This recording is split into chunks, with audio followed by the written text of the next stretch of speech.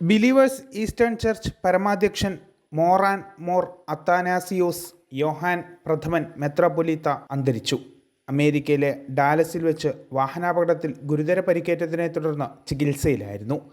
പ്രഭാത നടത്തത്തിനിടെ ചൊവ്വാഴ്ച പുലർച്ചെ 5:30 അപകടം.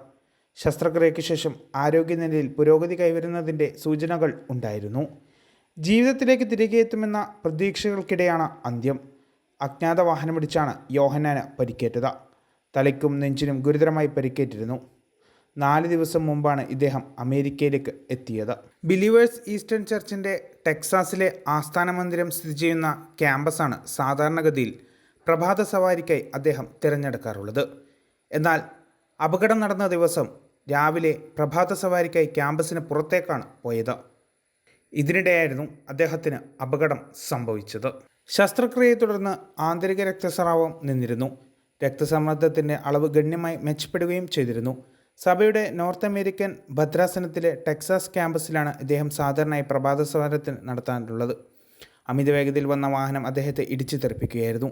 അപകട വാർത്ത പുറത്തുവന്നയുടൻ സഭാ secretary father Daniel Johnson US തിരിച്ചിരുന്നു. സഭയിലെ ബിഷപ്പുമാരുടെ ഒരു സംഘവും അമേരിക്കയിലേക്ക് പുറപ്പെട്ടിരുന്നു.